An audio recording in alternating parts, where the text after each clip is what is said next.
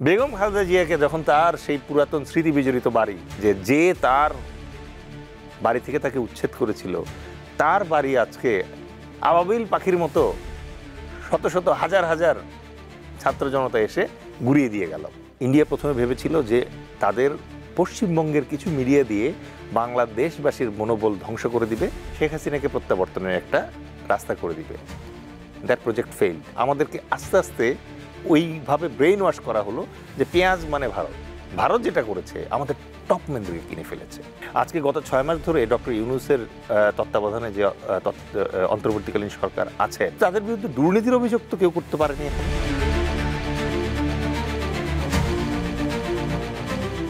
Bangladesh army পৃথিবীর হাতে গোনা কয়েকটা আর্মির একটা আর্মি, যেই আর্মি আগে সংগঠিত হয়েছে, যুদ্ধ করেছে এবং নিজের দেশ স্বাধীন করেছে। সুতরাং আপনি যদি গাণিতিকভাবে বলার চেষ্টা করেন, বাংলাদেশ আর্মি কিন্তু এখনো কোনো যুদ্ধে হারেনি, একটা যুদ্ধে জিতেছে। In comparison to India, already চায়নার সাথে হারছে, পাকিস্তানের সাথে হারছে। So we are not going to that comparison. মানে আমরা এখানে অ্যাপেল টু অ্যাপেল কম্পারিজনে যাব না। বাট আপনি যেটা বলেছেন এটা বাংলাদেশের জন্য একটা বাস্তবতা, এবং এটা পুরো বিশ্বের জন্য একটা বাস্তবতা। আমাদের মতো কান্ট্রিগুলোকে বলে স্মল স্টেট বা ছোট রাষ্ট্র, ক্ষুদ্র রাষ্ট্র। সো স্মল স্টেট এই স্টাইলেই ফায়ার করে, এই স্টাইলে ফাইট করে। এটাকে বলে অ্যাসিমেট্রিক ওয়ারফেয়ার। মানে আপনি যদি কখনো আক্রান্ত হন, তখন শুধুমাত্র আপনার 1-2 লাখের সেনাবাহিনী যুদ্ধ করবে না, সাথে সাথে পুরো দেশের জনগণ ঝাঁপিয়ে পড়বে যুদ্ধে। 1971 সালে এটাই আমাদের একটা এক্সাম্পল। মাত্র 53 বছর আগে আমরা একটা যুদ্ধ করে আমাদের নিজেদের দেশ স্বাধীন করেছি। এখনও মুক্তিযোদ্ধাদের অনেকেই বেঁচে আছে। আজকে যদি আরেকটা যুদ্ধ লাগে, ডোন্ট ইউ থিঙ্ক এই মুক্তিযোদ্ধা যারা আছে তারা সবার আগে ঝাঁপিয়ে পড়বে আবার? এবং তারা যখন ঝাঁপিয়ে পড়বে তখন জেএনজি বসে থাকবে? তাদের ইন্সপিরেশন তো চোখের সামনে। আচ্ছা, যেটা করা হয়নি, অফকোর্স আমাদের প্রায় 6.5 লাখের মতো প্যারামিলিটারি ফোর্স আছে, এই যে আনসার, ভিডিপি, এদের মাধ্যমে বিএনসিসি, স্কাউটস, এটা আছে। বাট অ্যাগেইন অনেকে বিলিভ করে যে ইন্ডিয়ান হেজিমনি এখন যে পর্যায়ে পৌঁছেছে, প্রথমত তারা 5ই আগস্টের পর যেটা করার চেষ্টা করেছিল, মিডিয়া প্রপাগান্ডা। সো আমরা আজকে একটা মিডিয়া হাউসে বসে আছি। We understand the strength of media. Media কীভাবে মানুষের মননে এবং ওভারঅল মানসিকতায় প্রচ্ছন্ন প্রভাব ফেলতে পারে। সুতরাং ইন্ডিয়া প্রথমে ভেবেছিল যে তাদের পশ্চিমবঙ্গের কিছু মিডিয়া দিয়ে বাংলাদেশবাসীর মনোবল ধ্বংস করে দিবে, ঐক্য নষ্ট করবে এবং শেখ হাসিনাকে প্রত্যাবর্তনের একটা রাস্তা করে দিবে। That project field. দেন তারা কি দিয়ে চেষ্টা করলো?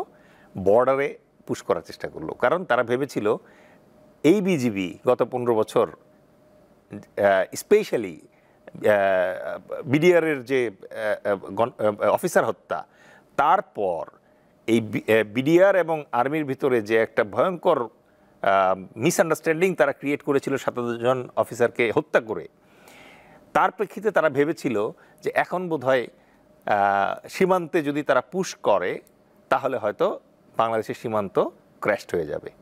Again field. 3 নম্বরে তারা চেষ্টা করলো তাদের সেনাপ্রধানের মাধ্যমে আমাদের সরকারের বৈধতাকে চ্যালেঞ্জ করে, স্টিল ফেইল্ড। সো আমাদের এই মুহূর্তে অত্যন্ত সৌভাগ্য যে ডক্টর ইউনূসের মাপের একজন মানুষকে আমরা প্রধান উপদেষ্টা হিসেবে এই মুহূর্তে পেয়েছি। সো এটা তো স্পেসিফিক্যালি আকাশ ভাই আল্লাহ পাকের ইচ্ছা ছিল বলে এরকম হয়েছে।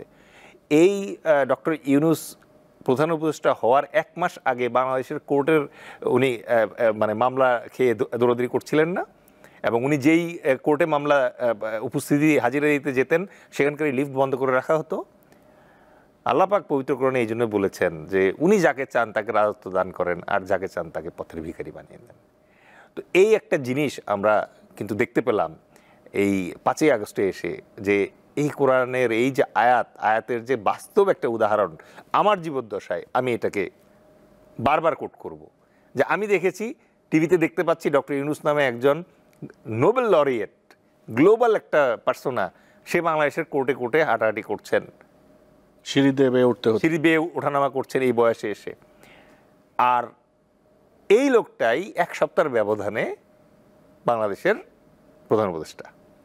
সো আমাদের এই কোরআনের যে বাণী আছে এটা আমরা মানে সত্য প্রতিফলন দেখলাম। আরেকটা ঘটনা দেখলাম গতকালকে, সেটা হচ্ছে বেগম খালেদা জিয়াকে যখন তার সেই পুরাতন স্মৃতি বিজড়িত বাড়ি থেকে যখন উচ্ছেদ করা হলো, তখন মিডিয়ার সামনে এসে উনি কান্নাকাটি করছেন, তার চোখে পানি ছিল এবং উনি আল্লাহর কাছে বিচার দিয়েছিলেন। আমাদের জীবদ্দশাতেই গতকালকে আমরা দেখলাম যে তার বাড়ি থেকে তাকে উচ্ছেদ করেছিল, তার বাড়ি আজকে আবাবিল পাখির মতো শত শত হাজার হাজার ছাত্র জনতা এসে ঘুরিয়ে দিয়ে গেল। হ্যাভিং সেইড দ্যাট, আপনার প্রশ্নে আবার ফেরত আসছি যে এই যে আবাবিল পাখির দল আছে, তাদেরকে কি আমরা সেই ঝুঁকির জন্য, সেই হুমকির জন্য প্রস্তুত করতে পারি না? অনেকেই তো বলেন যে এই পরিস্থিতিতে এসে বাধ্যতামূলক সামরিক প্রশিক্ষণের একটা প্রচলন আমাদের দেশে যদি শুরু করা যায় তাহলে কিন্তু খারাপ হয় না। অলরেডি পৃথিবীর 49টি দেশে এই প্রশিক্ষণ চালু আছে, তার ভিতরে 16টা দেশ ইউরোপের, 13টা দেশ এশিয়ার, 10টা দেশ আফ্রিকার, এবং তারা 3টে স্পেসিফিক কারণে এই ট্রেনিংটা চালু রেখেছে। একটা হচ্ছে ন্যাশনাল সিকিউরিটি, কারণ ওই যে দেশ আক্রান্ত হলে পরে 2 লাখ সেনাবাহিনীর সাথে সাথে আপনি যদি দেখেন 2 কোটি ট্রেন্ড লোক, বেসিক ট্রেন্ড লোক এসে জয়েন করেছে, তাহলে আপনার সৈন্যবাহিনীর সংখ্যা হলো 2 crore 2 lakh. That changes the overall security spectrum, গেমুরটাই চেঞ্জ হয়ে যায়। 2 নম্বর হচ্ছে ন্যাশনাল ইউনিটি। আপনি যখন কম্পালসারি মিলিটারি ট্রেনিংটা ইনসার্ট করেন, একটা সিস্টেমেটিক ওয়েতে যায়, এবং এই সিস্টেমেটিক ওয়েতে যখন এই ট্রেনিংটা ইম্পার্ট করা হয় তখন আসলে এই দেশের জনগণের ভেতরে দেখবেন যে একটা কমন ইউনিটি কাজ করে। আমি যদি ভুল না জেনে থাকি, রজার ফেদেরার, সে পৃথিবী বিখ্যাত টেনিস প্লেয়ার, সো তার কান্ট্রিতে নিয়ম আছে যে তাদের ক্যারিয়ারের যে কোনো একটা পর্যায়ে অ্যাটলিস্ট 1 বছর অথবা 2 বছরের জন্য মিলিটারি সার্ভিস করতে হয়। সো আমাদের দেশে যদি এরকম একটা শুরুতে আমরা যদি শুরু করি যে ভলান্টারিলি মিলিটারি বেসিক মিলিটারি ট্রেনিংটা তারা পেল, যার মাধ্যমে আমরা 3টে জিনিস পাবো। আমাদের লোকজনের ভিতরে লিডারশিপের স্কিলটা ডেভেলপ করবে, 2 নম্বর হচ্ছে টিম বিল্ডিংয়ের স্কিলটা ডেভেলপ করবে, এবং 3 নম্বর যেটা হবে সেটা হচ্ছে ডিসিপ্লিন স্কিলটা ডেভেলপ করবে। সো এই 3টা জিনিস যদি আমাদের সবার মাঝে আমরা একটু ছড়িয়ে দিতে পারি 6 মাস অথবা 3 মাসের একটা প্যাকেজের মাধ্যমে, তাহলে কিন্তু আমাদের গুণগতভাবে আমাদের ওভারঅল কান্ট্রির যে আমরা যেটাকে জনসংখ্যা বলি, তারা ধীরে ধীরে জনসম্পদে পরিণত হবে। আর একই সাথে আপনি এই সিস্টেমটার মাধ্যমে ডিপ্লোম্যাটিক্যালি কিন্তু একটা মেসেজ আশেপাশে আপনার যে পটেনশিয়াল এনিমি আছে তাদের কাছে পাঠাতে পারবেন।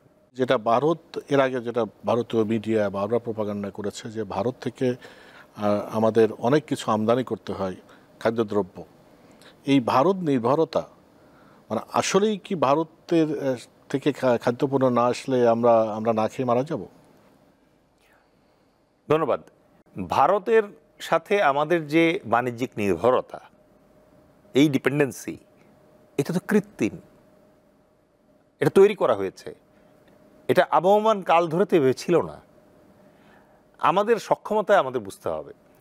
আমাদের দেশের একটা গ্লোবাল ব্র্যান্ড আছে, যে ব্র্যান্ডটার নাম আমরা অনেকেই জানি কিন্তু ফিল করি না, মসলিন। এটা একসময় বাংলাদেশে উৎপন্ন হতো এবং বাংলাদেশ থেকে এটা রোমে যাইতো।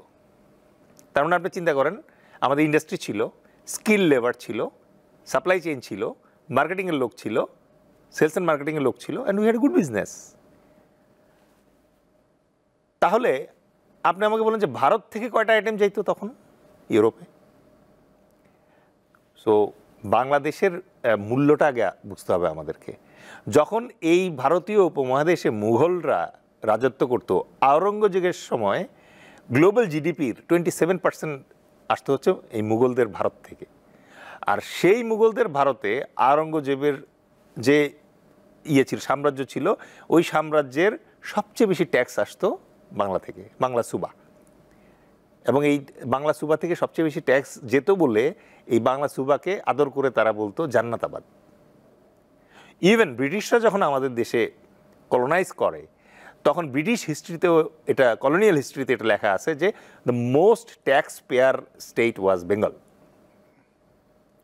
ওকে, সো আমরা হঠাৎ করে ভারত নির্ভর হয়ে গেলাম কিভাবে?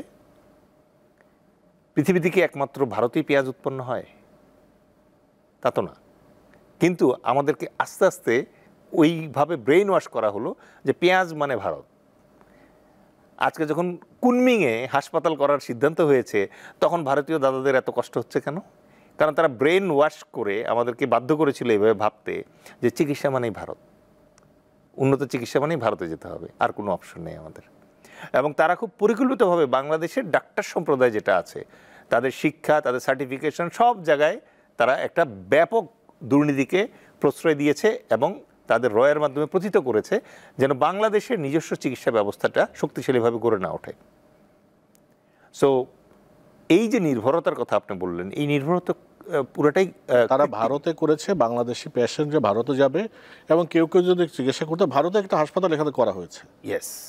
সো এই যে নির্ভরতা, এটা তো কৃত্রিম নির্ভরতা, এবং এই কৃত্রিম নির্ভরতার সৃষ্টি করা হয়েছে অত্যন্ত জঘন্য দুর্নীতিপরায়ণ পলিটিশিয়ানদের মাধ্যমে, রাজনীতিবিদদের মাধ্যমে।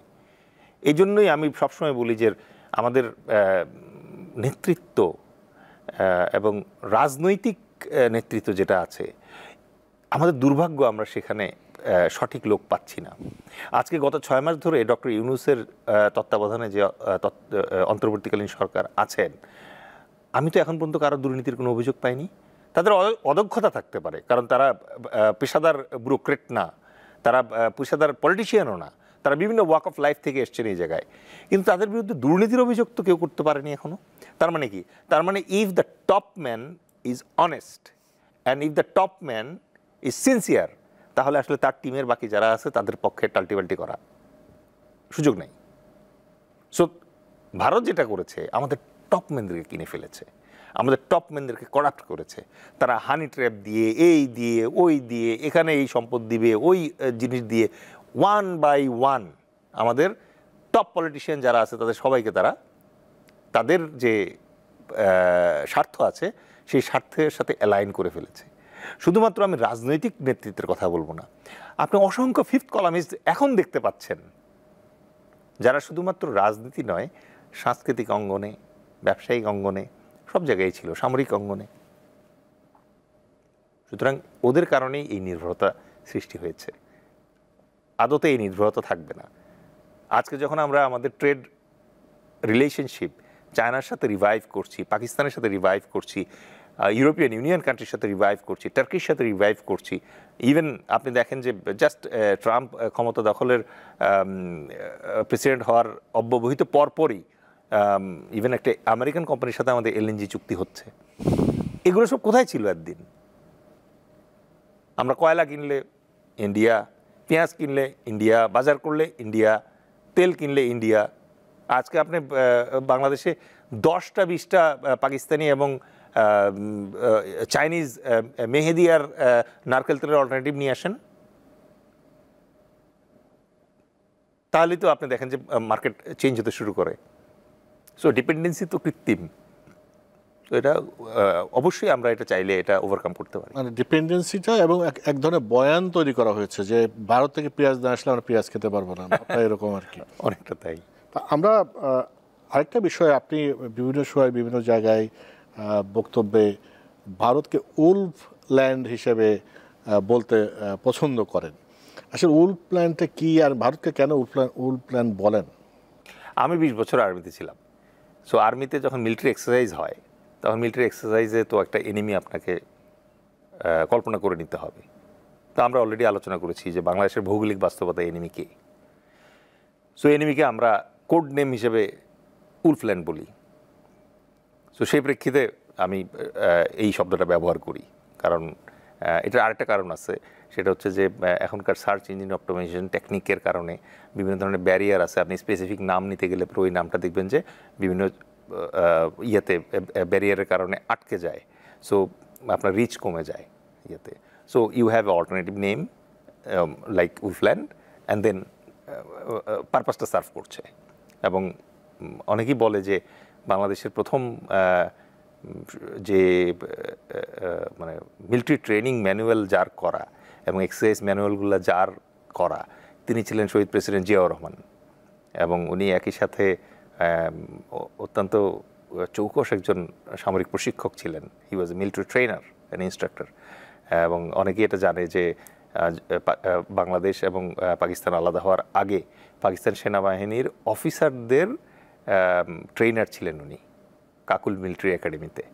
সো উনি যখন প্রথম বাংলাদেশ আর্মির জন্য ট্রেনিং ম্যানুয়াল তৈরি করেন এবং ট্রেনিং এক্সারসাইজের এই জিনিসগুলো প্রচলন করেন, maybe he is the first man who use the word Wolfland. সেখান থেকে এটা চলে আসতেছে। This is not concrete, but rationally তাই বিলিভ করে অনেকে।